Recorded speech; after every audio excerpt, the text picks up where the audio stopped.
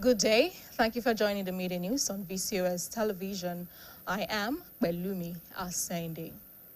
The Minister of Aviation and Aerospace Development, Festus Keyamo, on Wednesday disclosed key federal government interventions aimed at reducing the financial pressure on airlines following rising concerns over the cost of Jet A1 fuel and the threat of service disruptions in the aviation sector. He made a disclosure after hours of meeting with a delegation from the Federal Ministry of Petroleum Resources, airline operators, and oil marketers, among other stakeholders. The meeting was convened in response to the sharp increase in aviation fuel prices, which operators say has become unsustainable. Keyamo stated that President Tinubu has approved a generous discount on certain outstanding fees owed to the federal government by airline operators. He explained that the decision is part of effort to provide immediate relief to the sector and prevent a breakdown in air transport services. The development comes amid growing tension within the sector over the soaring cost of Jet A1 fuel, which operators have described as a major threat to continued operations and aviation stability in the country.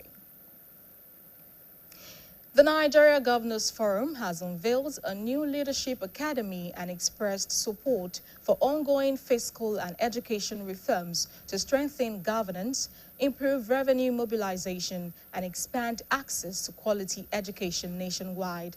At its first 2026 meeting in Abuja, the governors received presentations from the Minister of Finance and Coordinating Minister of the Economy, Taiwo Oyedele, and the Minister of Education, Sunji Alausa, on tax reforms, revenue performance, and plans to expand basic and secondary education infrastructure. In a communique signed by its chairman, Governor Abdurrahman Abdurrazak of Kwara State, the forum reaffirmed its commitment to partnering with the federal government to effectively implement policies and strengthen state capacity and improve service delivery. The troops of the Joint Task Force Northeast Operation Hadin Kai under Sector 2 have killed at least 24 terrorists. In a statement issued by the Media Information Officer of the task force, Lieutenant Colonel Sani Uba said the operation was carried out during a determined terrorist attack on Kukareta. According to the statement, the attack, which commenced shortly after midnight and lasted until about 300 hours, was met with a swift and coordinated response by vigilant troops who executed a deliberate offensive defensive action, effectively containing the assault and forcing the terrorists into a disorderly withdrawal. Operations will continue with sustained offensive pressure to consolidate gains and decisively defeat all terrorist elements across the joint operations area. The federal government on Wednesday inaugurated an interministerial committee to review the proliferation and rationalization of security and paramilitary agencies across the country in a move aimed at strengthening coordination and efficiency within Nigeria's security architecture. The initiative, unveiled by the Secretary to the Government of the Federation, SGF, Senator George Akume, is designed to address the growing number of federal, state, and quasi-government security outfits, including auxiliary and specialized agencies operating nationwide. Represented at the inauguration in Abuja by the Permanent Secretary, General Services Office, GSO, Dr. Ibrahim Abubakar Kana, the SGF said the move reflects the government's commitment to curbing unaccredited quasi-security organizations while promoting accountability and operational efficiency among agencies responsible for safeguarding lives and property. Akume further stated that the panel would align the operations of security agencies with national priorities and international best practices while recommending appropriate policy, legal institutional measures for reform. The committee is expected to submit a comprehensive report with actionable recommendations to the federal government within an approved time frame. The Oyo State Executive Council meeting, chaired by the Governor, Engineer Seyi Makinde, has approved compensation for over 900 property owners whose lands were affected by the ongoing construction of the Ibadan Circular Road in a state.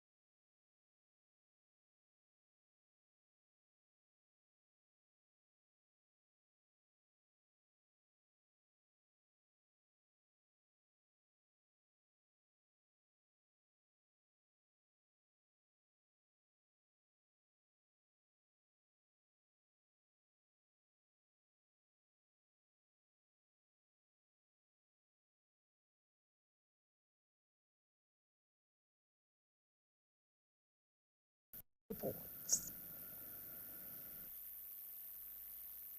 ATM cards are primarily used to withdraw cash, check account balances, and transfer funds without the need to visit a banking hall. They are linked directly to customers' accounts and require a personal identification number PIN for secure transactions. Today, most ATM cards also function as debit cards, enabling users to pay for goods and services electronically, thereby making banking more convenient and accessible. These cards typically have a lifespan of 2 to 5 years with the expiry date printed on the front, indicating the last month and year the card remains valid. Some people continue to use their cards without paying attention to the expiry date printed on them. But what happens when an ATM card suddenly declines due to expiration? This often becomes a challenge during emergencies or urgent situations when access to funds is needed immediately. In such situations, customers may be unable to carry out transactions, leading to delays and frustration. Some residents of Ibadan expressed reactions about their awareness of expiry dates and how they've been paying attention to it. The one will expire 27. I know that because I don't have only one. I know that one will expire 2028. I always use it. I have no any problem at all. Kó tó expire gan mo ti máa ṣe mí torí pé everyday mo fi máa ń withdraw owó tí mo fi máa ń ṣe àwọn ọjà tí máa ń ṣe jáde. Ẹ mọ̀ pé wọ́n lè debit nínú pé bóyá mo lọ ṣe transaction ní di BCOS kí n má rówó mi gbà kán dẹ̀ debit mi, so mo prefer àti lo the ATM. Some also said they are not aware of the expiry date, while attempting transactions with cards they did not realize had expired. The time I use it when I want to withdraw money, like weekly. You know about the expiry? I did not take notice of that. Money ATM, mi ò mọ̀ o, mo kì í sábà lò ní gbogbo ìgbà. Mi ò kì í sábà wò ó, because it's not something that is a daily use, so mi ò kọ bí ara sí. Money ATM card. Mo máa ń lo but mi láìdí àpé bóyá ó máa expire tàbí kò ní expire. The first time tí màá kọ́kọ́ lò ní. I went to the ATM box. I slot it in, and then it was rejected. So telling me that it has expired. So I have to look at it and I can get it that it's already expired. So after that, I've been taking note of it. The best course of action is to promptly contact your bank for a card renewal or explore alternative banking options such as mobile banking or transfers. Ultimately, paying attention to expiry dates and renew cards on time remain the most effective way to avoid inconvenience, embarrassment, and disruption during critical moments. Olamide Owolabi, BCOS News. On Go TV, channel 134 and channel 113 on Star Times. And now before I go, contribute your quota to move Nigeria forward.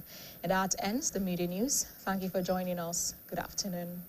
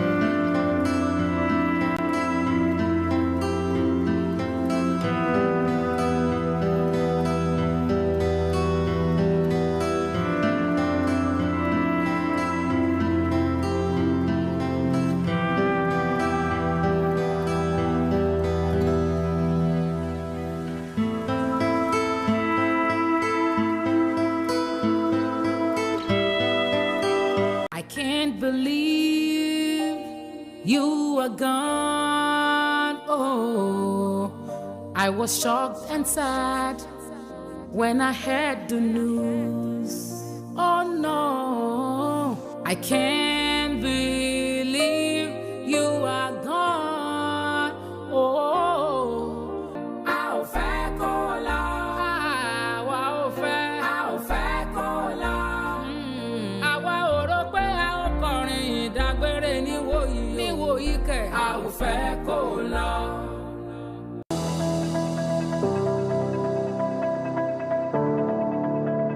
When we look at it, when you were the NLC leader, and now, the way you were able to present, argue your cases, and people really trusted you, can we compare that with what we have now? Do we have leaders that we can really trust now? The situations are similar or not the same.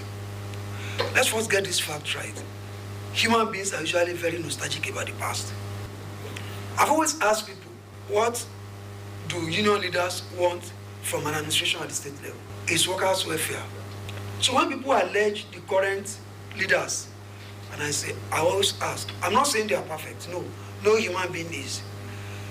Mention your salary. Are we being paid regularly in the core service?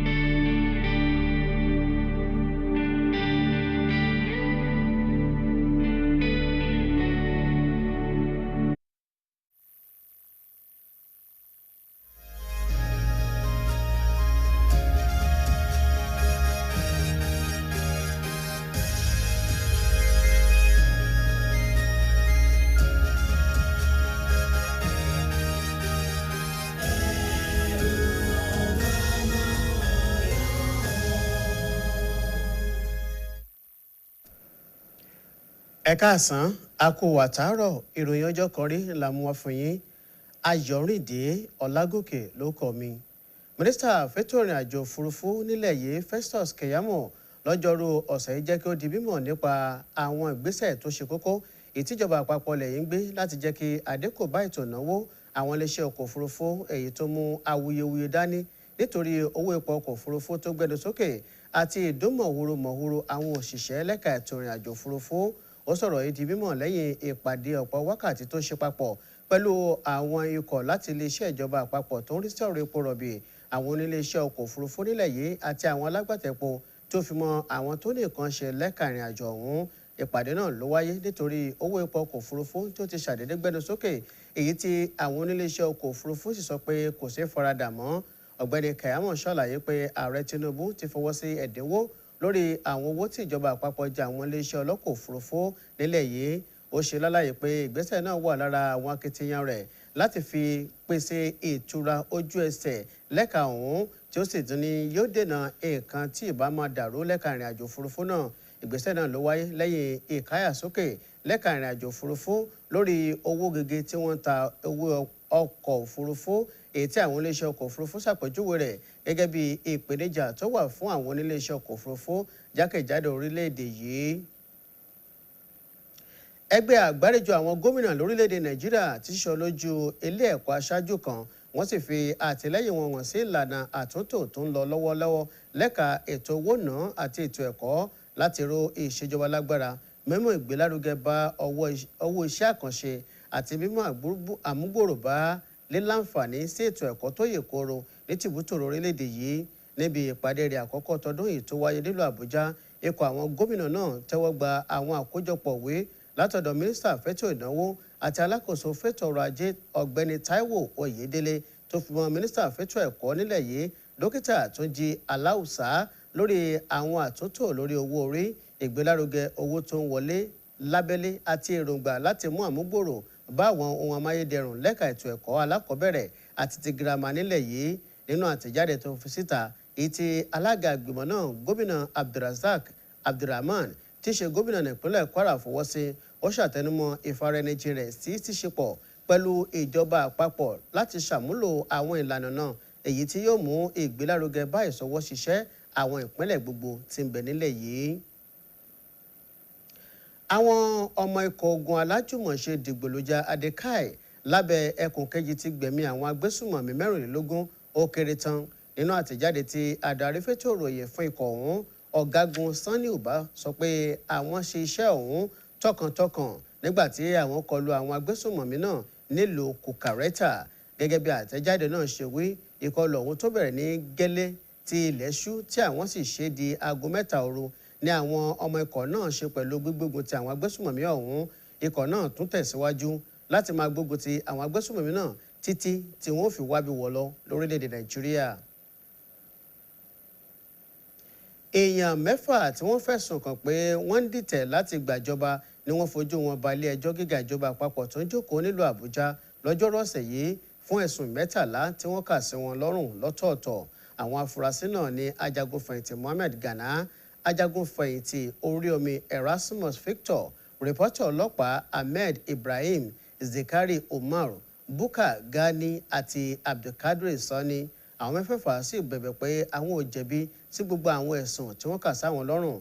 Afurasí keje olóyè Timothy Silifa tí í ṣe gómìnà nígbà kan rí àti mínísítà tẹ́lẹ̀ ló ti na pápá bora báyìí tí agbẹjọ́rò àgbà lórílẹ̀‐èdè Nàìjíríà ọmọọba Lateef Fagbemi léwájú ikọ̀ olùpẹ̀jọ́ béèrè fún ọjọ́ ìgbẹ́jọ́ tí ó sì rọ ilé ẹjọ́ láti fi àwọn olùjẹ́jọ́ náà sí àhámọ́ àwọn òṣìṣẹ́ iléeṣẹ́ aláàbò ọ̀tẹlẹ̀múyẹ́ DSS. Ìpàdé ìgbìmọ̀ aláṣẹ ìjọba ìpínlẹ̀ Ọ̀yọ́ èyí tí gómìnà ìpínlẹ̀ Ọ̀yọ́ Onímọ̀ẹ̀rọ Ṣèyí Mákindé ń darí rẹ̀ ti fọwọ́ sí owó gbà má bínú fáwọn èèyàn tó lé lẹ́ẹ̀ẹ́dẹ́gbẹ̀rún tí wọ́n ní dúkìá tilẹ̀ wọn fara gbá nínú iṣẹ́ líla òpópónà olóbìrípo tí ó yí ìlú Ìbàdàn kọjá èyí tó ń pè ní Ìbàdàn Circular Road. Nínú àtẹ̀jáde tí kọmíṣánná fẹ́tọ̀ ìròyìn nípínlẹ̀ Ọ̀yọ́ ọmọọba Dọ̀tun Oyèládé fọwọ́ sí lónìí, ó ṣàlàyé pé owó tó lé ní bílíọ̀nù 5 náírà ni wọ́n yóò jẹ́ sísan fáwọn èèyàn tọ́rọ̀ náà kàn. Ìgbìmọ̀ aláṣẹ wòye pé yàtọ̀ sí pé owó gbà má bínú náà yóò mú òpin bá ìjàgùdù àti ìròyìn tí kìí ṣe òtítọ́ tó wà lórí àkànṣiṣẹ́ náà, yóò tún jẹ́ kí iṣẹ́ náà yá kankan fún ètò ìdàgbàsókè. Ìgbìmọ̀ aláṣẹ mú wá sí ìrántí pé ẹgbẹ̀rin mílíọ̀nù náírà ni wọ́n ti kọ́kọ́ san fún abala àkọ́kọ́ gẹ́gẹ́ bí owó gbà má bínú fáwọn èèyàn tí kò nílé lórí mọ́ lóṣù 18 sẹ́yìn. Gẹ́gẹ́ bí kọmíṣánná fẹ́tọ̀ ìròyìn ṣe wí, ìgbìmọ̀ aláṣẹ ìjọba ìpínlẹ̀ Ọ̀yọ́ tún ti ṣe ìfọwọ́sí mílíọ̀nù lọ́nà 710 náírà gẹ́gẹ́ bí owó ìrànwọ́ ètò ìrìnnà fáwọn òṣìṣẹ́ láti oṣù kẹta sí oṣù kẹjọ ọdún yìí. Ọmọọba Oyèládé ní láti túbọ̀ fìdí ọ̀rọ̀ náà múlẹ̀ kó lè gúnrégé pẹ̀lú èyí tó ń ṣẹlẹ̀ káàkiri àgbáyé. Ìgbìmọ̀ aláṣẹ ìjọba ìpínlẹ̀ Ọ̀yọ́ ti fọwọ́ sí gbígbàlejò ìpàdé àpérò ètò ìgbafẹ́ lágbàáyé tọdún 2026. Nílẹ̀ tòní tó mọ́ káàdì pélébé tá a fi ń sínú masínì láti gba owó tàbí ṣe káràkátà ti mú kí ohun gbogbo rọrùn, àmọ́ kinní kan tí ó tún yẹ kó ṣẹlẹ̀ nígbà tí káàdì yìí bá ṣàdédé daṣẹ́ sílẹ̀ nígbà tí èèyàn nílò rẹ̀ jùlọ. Akọ̀ròyìn iléeṣẹ́ wa Ọlámídé Owólabí ṣàkójọpọ̀ ìròyìn nípa bí àwọn èèyàn ṣe lè mọ àkókò tí ó lo káàdì pélébé wọn dì kó tó di pé kò ní ṣiṣẹ́ mọ́. Àlàyé ìròyìn tó kù rèé lẹ́nu Olúwaṣeun Akínọ̀ṣun. Káàdì pélébé téèyàn fi máa ń gba owó tá a mọ̀ sí ATM card ló jẹ́ èyí tí àwọn èèyàn máa ń lò nígbà yòówù tí wọ́n bá fẹ́ gba owó látinú àpò àsùnwọ̀n ilé ìfowópamọ́ wọn tàbí láti wo iye tí wọ́n ní ńbẹ̀ tó fi mọ́ láti fi owó ránṣẹ́ sí ẹlòmíràn láì jẹ́ wípé wọ́n ṣe àbẹ̀wò sínú gbọ̀ngàn ilé ìfowópamọ́. Àwọn káàdì pélébé yìí ni wọ́n máa ń sopọ̀ mọ́ àpò àsùnwọ̀n oníbàárà tó sì tún máa ń nílò àwọn nọ́mbà téèyàn ó lò kéèyàn tó lè ní àǹfààní láti fi ṣe okòwò kan tàbí òmíràn. Nílẹ̀ tòní tó mọ́, ọ̀pọ̀ káàdì pélébé yìí ni àwọn èèyàn máa ń lò gẹ́gẹ́ bí ohun tí wọ́n máa ń fi san owó tàbí fi san owó ọjà tí wọ́n bá rà, èyí tó tún máa ń mú kí àti dòwò pọ̀ pẹ̀lú àwọn ilé ìfowópamọ́ kó tún rọrùn sí i kó sì wà ní àrọ́wọ́tó. Káàdì pélébé tá a wá ń sọ̀rọ̀ rẹ̀ yìí ní àkókò tó máa ń fi wúlò èyí tó wà láàrin ọdún 2 sí ọdún 5 tó sì jẹ́ wípé àkókò tí káàdì pélébé yìí yóò fi lè ṣiṣẹ́ tá a mọ̀ sí expiry date yìí ni wọ́n máa ń fi sí ẹ̀yìn káàdì pélébé náà níbi tí wọ́n ti máa ń fi oṣù àti ọdún téèyàn yóò ní láti lè lo káàdì ọ̀hún mọ́ tí yóò fi ṣiṣẹ́. Àmọ́ nígbà tí káàdì pélébé àwọn mìíràn kò bá san owó fún wọn mọ́ ni wọ́n tó máa ń kíyèsí àkókò yìí. Ọ̀pọ̀ àwọn tó ń lo káàdì pélébé náà ní kì í kọbiara sí àkókò tó fi lè wúlò mọ́ tí wọ́n ti tẹ̀ sí ẹ̀yìn rẹ̀.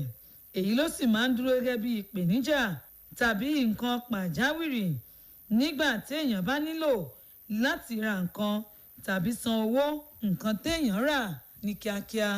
Ní irúfẹ́ àkókò yìí ni àwọn oníbàárà kò ní àǹfààní láti ṣe ohunkóhun mọ́ lórí káàdì pélébé wọn.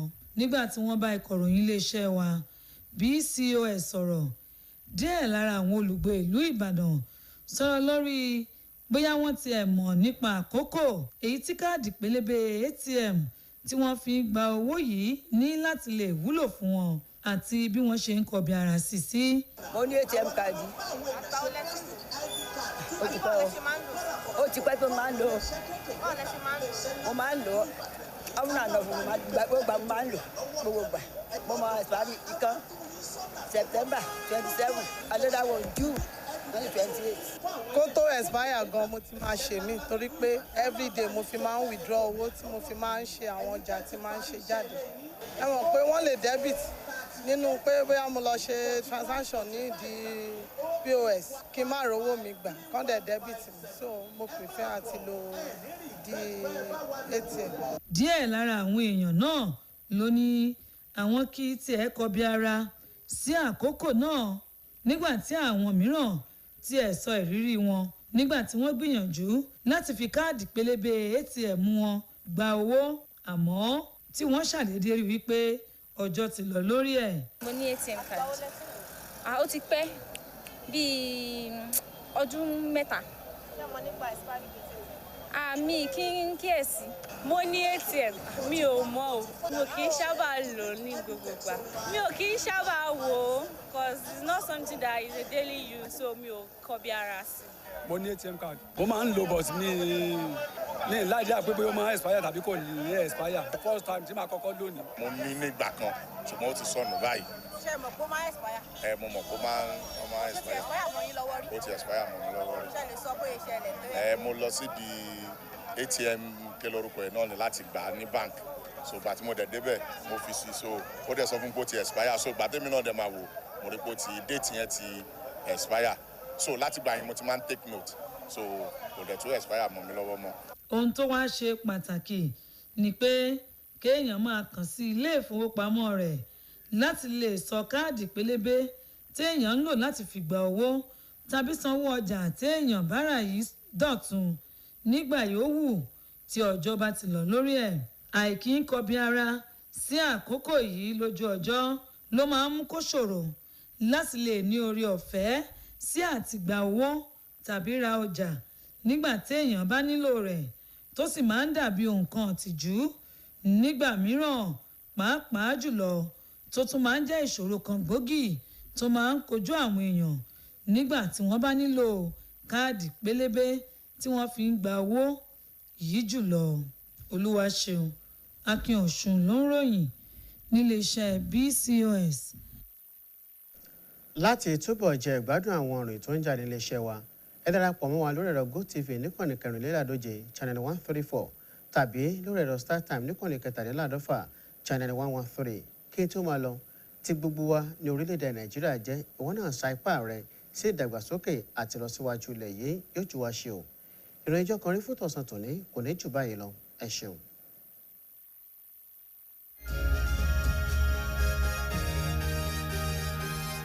gbàgede gbàgede gbàgede gbàgede gbàgede.